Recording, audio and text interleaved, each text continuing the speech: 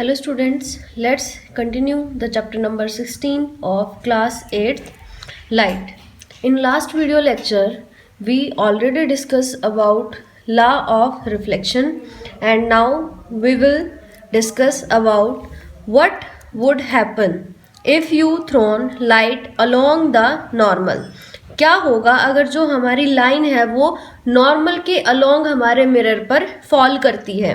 हमने क्या कहा था, नॉर्मल क्या होता है, हमारे प्लेन मिरर के साथ जो परपेंडिकुलर होगा वो उसको हम क्या बोलेंगे, नॉर्मल बोलेंगे। तो ये हमारा क्या है, नॉर्मल है।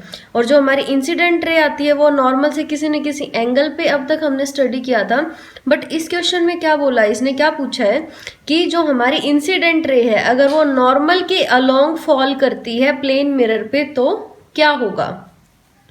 If you thrown light along the normal, incident ray is along with the normal, hence the angle of incidence is 0. अगर आप नॉर्मल के अलोंग इंसिडेंट रे को प्लेन मिरर के ऊपर फॉल करते हैं तो जो इंसिडेंट एंगल कौन सा एंगल होता है, इंसिडेंट रे और नॉर्मल के इन बिटवीन जो एंगल होगा, angle I is called the incident angle. तो इंसिडेंट एंगल कितना हो जाएगा, 0 क्यों होगा, 0 डिग्री क्यों होगा, क्योंकि ये दोनों की दोनों लाइन किस पे ऊपर एक सेम, बिल्कुल एक सेम लाइन पे लाई कर रही हैं, इसीलिए जो एंगल ऑफ इंसिडेंस है वो क्या हो जाएगा, 0। और according to first law of reflection is angle of reflection is also 0। तो इसका मतलब angle of incidence and angle of reflection both are 0 degree. Reflected ray follow the same path back along the normal but in the opposite direction। और जो हमारी reflected ray होगी वो भी 0 degree के एंगल पे ही रिफ्लेक्ट होके वापस जाएगी, और अगर 0 डिग्री के एंगल पे रिफ्लेक्ट होगी तो सेम उसी नॉर्मल वाले पाथ से वो वापस चली जाएगी। We show only one light ray, और इस केस में हमें सिर्फ एक ही लाइट रे देखने को मिलेगी। तो ये काफ़ी इंपॉर्टेंट क्वेश्चन है, काफ़ी बार एग्जाम में पूछा भी जाता है। हम नेक्स्ट टॉपिक स्टार्ट करते हैं। Image formed by a plane mirror. एक प्लेन मिरर के अंदर जब भी इमेज फॉर्म होती है तो उसकी क्या क्या प्रॉपर्टीज होती हैं और वो किस तरह से फॉर्म होगी, इस टॉपिक में हम ये डिस्कस करेंगे। To recapitulate, we study in class 7th a plane mirror formed an image that is always. हमने क्लास 7th में पढ़ा था कि जो प्लेन मिरर है वो इमेज फॉर्म करता है। वो कैसे कैसी इमेज होती हैं, इरेक्ट और the same side up as the object. जो हमारी इमेज है वो कैसी होगी, इरेक्ट होगी, मतलब कि सीधी होगी। और हम क्या बोल सकते हैं कि सेम साइड होगी ऑब्जेक्ट के, जैसा ऑब्जेक्ट दिखेगा वैसा ही हमें इमेज भी दिखती है, बिल्कुल सीधी इमेज बनेगी। Second, of the same size as the object. जितना ऑब्जेक्ट का साइज होगा उतना ही हमारी इमेज का भी साइज होगा। इट मीन्स ऑब्जेक्ट का साइज और इमेज का साइज हमेशा क्या रहेगा, सेम रहेगा। ये हमारी प्रॉपर्टीज हैं जब भी कोई इमेज फॉर्म्ड होती है प्लेन मिरर में। And the third property is formed behind the mirror.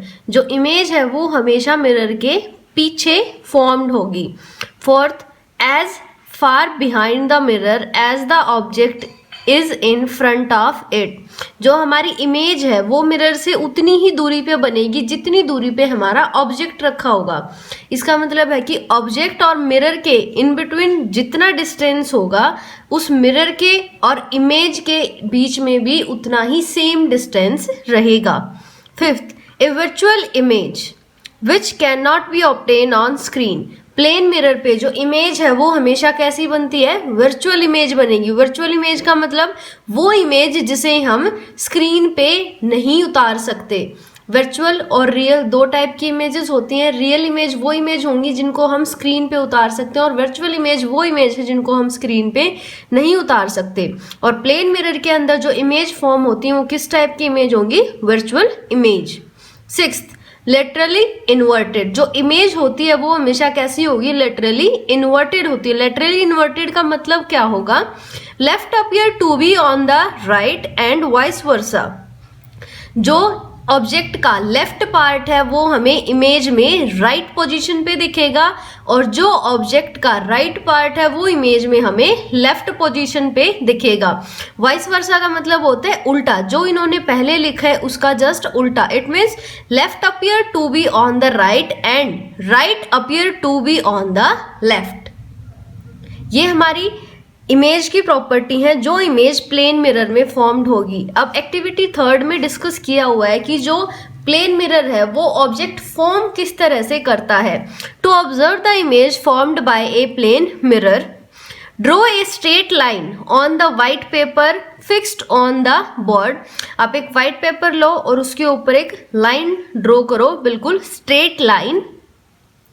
Considered an object at O and OA and OB, two incident ray on the mirror।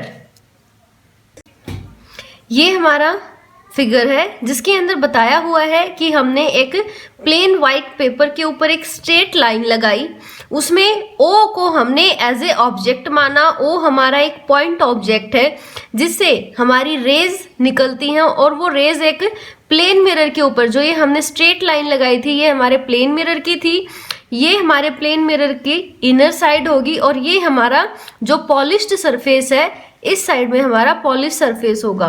जो OA और OB है वो हमारी वो लाइट रेज हैं जो कि ऑब्जेक्ट O से रिफ्लेक्ट होके मिरर की साइड जा रही हैं। Draw two reflected rays AC and BD by making angle of reflection equal to angle of incident. हम क्या करेंगे, दो रे ड्रॉ करेंगे AC और BD जो कि एंगल बनाएंगी जिसमें रिफ्लेक्टेड एंगल और इंसिडेंस एंगल, मतलब कि angle of reflection and angle of incidence क्या होंगे, इक्वल होंगे। यहाँ पे ये है हमारी AC रे और ये है हमारी BD रे।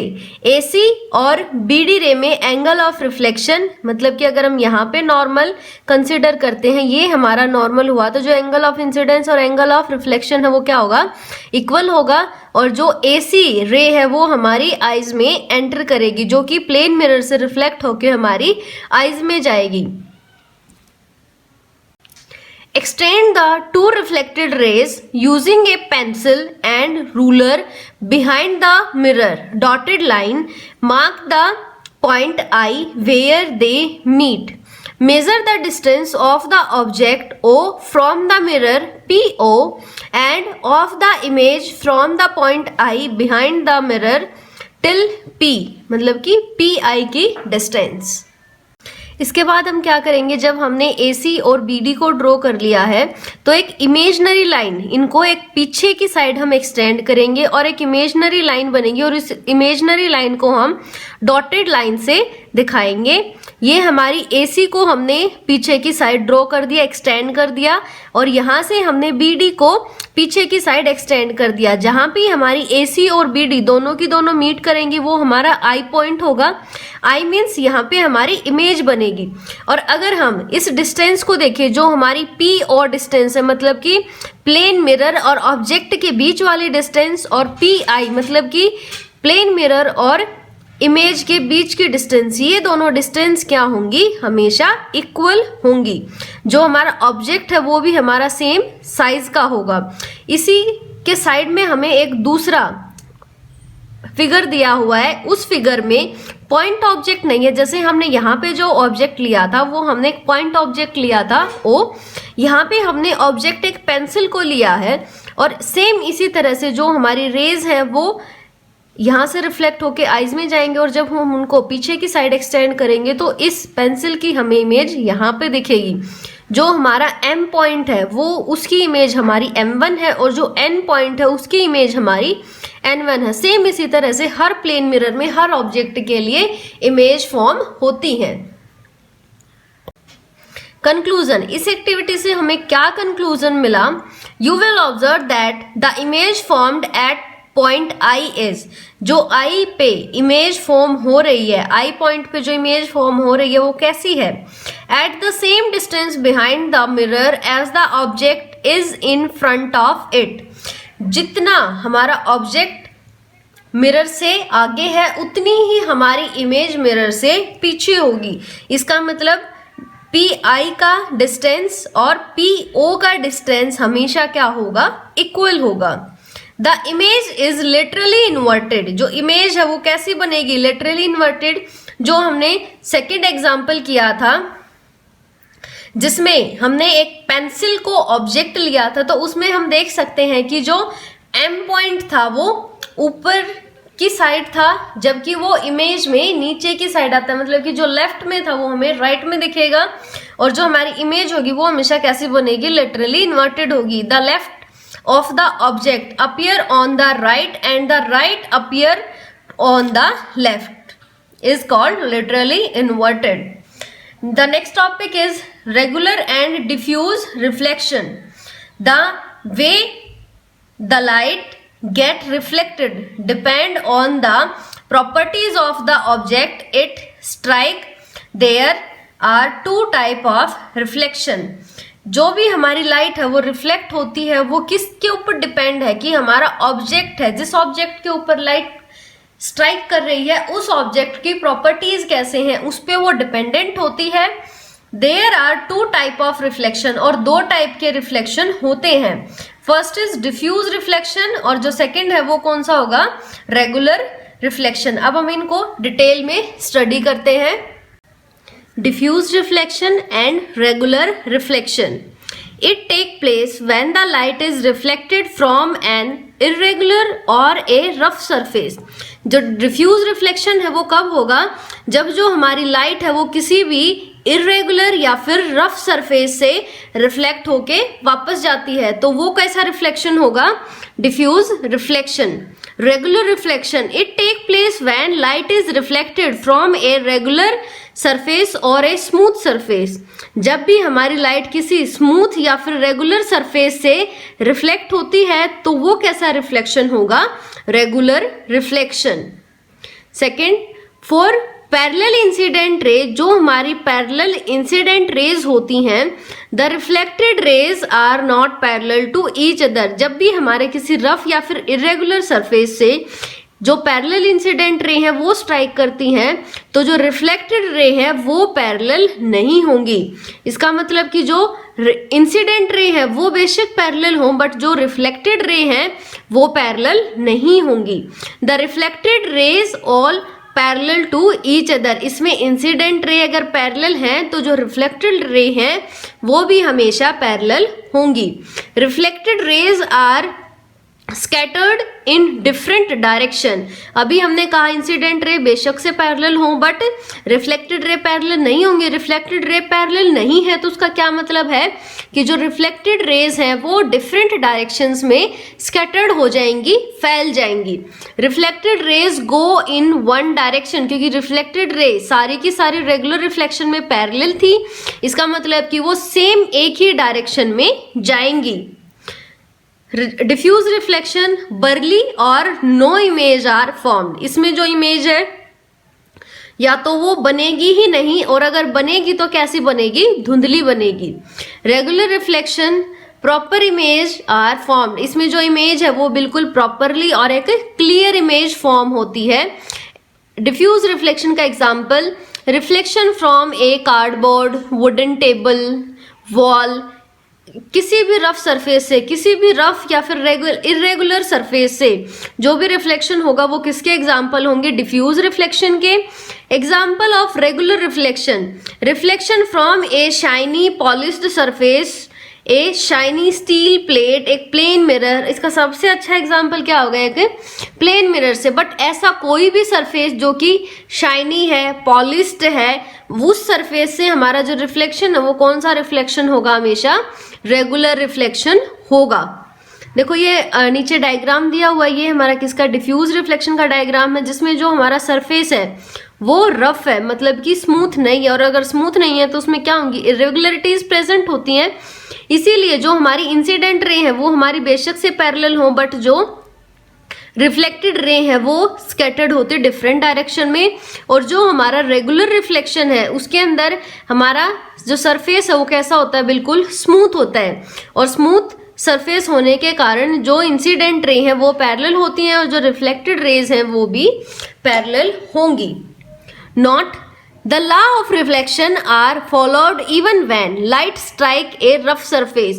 जो हमने दो लॉज पढ़े थे रिफ्लेक्शन के, ऐसा नहीं है कि वो सिर्फ किसी स्मूथ सरफेस पे ही एप्लीकेबल है, नहीं, वो एक रफ सरफेस पे भी इक्वली एप्लीकेबल है.